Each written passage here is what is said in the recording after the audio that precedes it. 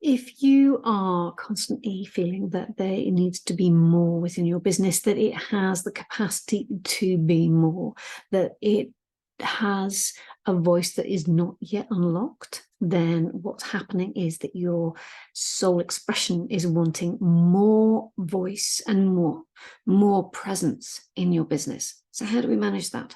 Well, soul energy is designed to create change. It's a powerful tool of creating an impact in the world. It's about transformation. It always seeks to extend beyond the known because it believes that there is always a way to evolve and make things better. It's a powerful energy that pulls you forward and it pulls you into the unknown.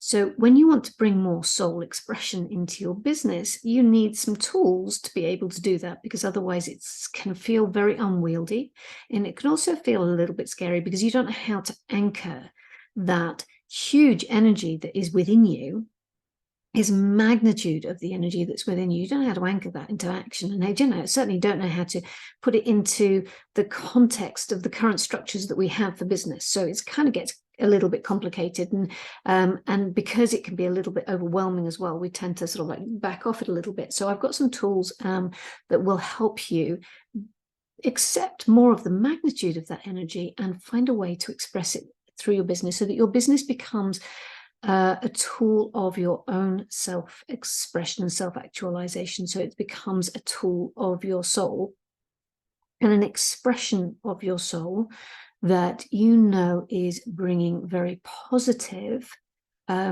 transformation and impact and change in some way to others and to the broader collective, because that is a key aspect of soul businesses, that they are focused on the broader collective as well as the individuals that they work with.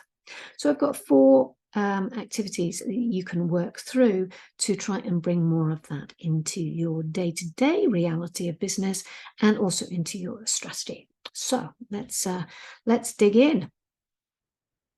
So the first one is really around how easily you can articulate that soul energy, that soul desire. How easily does it move to the tip of your tongue? How easily does it go beyond the tip of your tongue out into the world? So articulation is the movement of energy. It's movement of energy from your inner world into your outer world. And the simple act of giving it movement is profoundly challenging to us. I mean, what if you're rejected? What if you're wrong? What if you aren't capable enough? So those are the things that bring it down and hold it down. To speak is to risk the most basic of your human needs sometimes, and that's why your belly goes into a knot and your throat tightens at the mere thought of it. So these activities are going to help you really open up a little bit. So the first activity is to find safety in speaking your soul desire. Once it's moved into sound, the change has already happened. So what I want you to do is find a person in life or a space that feels safe to give it a voice. And if you don't have a person, maybe you have a safe place that you can go. And it's really important that you do allow this to come into sound. It needs to be audible. And you need that space. So you can do it in writing as well if that gets the process going. Do what is available to you to start the process, but at least speak it to yourself. Put your hand on your heart and feel the energy of your soul desire rising up through you, and allow the words to form and to flow, even if you have to whisper it into being. That's your first activity. So the second is that no soul desire can find freedom in the constraints of the norm. In some way, it always wants to break out of the norm. It's just not happy being constrained. And in some way, at the moment, your business is being bound by convention. You are in some way conforming.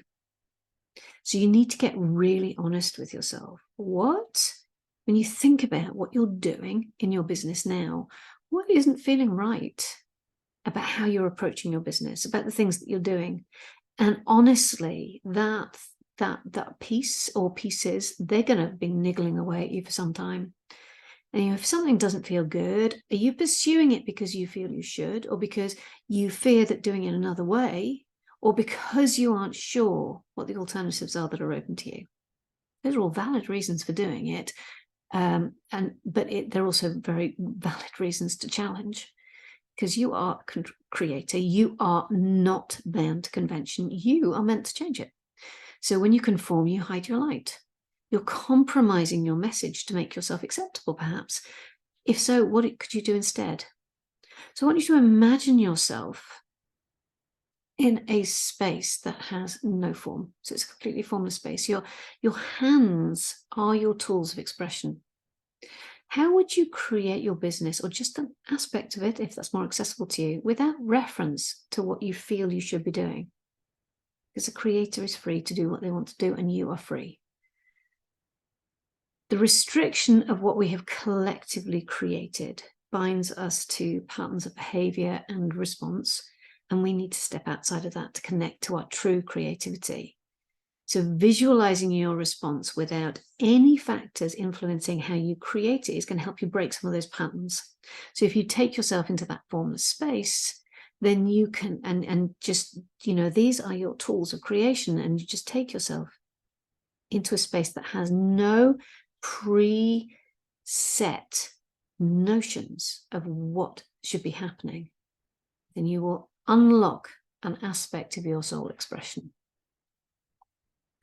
The third activity is around how you hold and share the energy without dissipating it, because soul expression expands your energy. It's an outward thing, and the thing is, when we have this energy that wells up within us, it's this profound inner energy that is moving up through us, and we need to express it.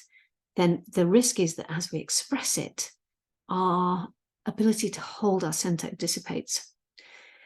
But if you can learn to hold it, you become a beacon.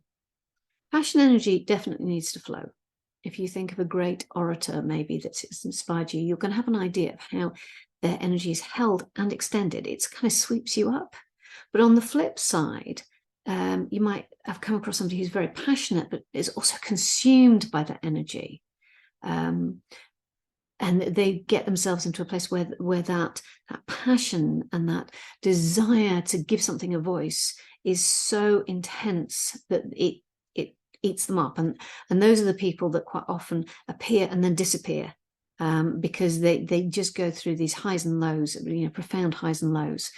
We want more consistency in business, because that's not going to, the highs and lows just give us no real progression, but also no stability. So when we're holding this energy, your body and your system capacity need to be worked on, as you need to be raising that capacity to hold and move the energy. And when you are doing that, you need to be doing that gradually. It's really incredibly damaging to try and do it too fast. You're just going to destroy your capacity in the long term. You want to go slowly and gradually. Energy needs to move. So if you can hold it and you feel comfortable holding it, but you can't move it, then you still need to create more capacity in order to allow it to move. So when you are expressing your soul through your business and creating a business of soul, you need to really be embracing who you are. And that's going to also mean redefining your relationship with the world, because you're choosing to be a creator of the new. So here's a little short practice that you can try. Just close your eyes and use your breath to connect to your energy in your body and in your field.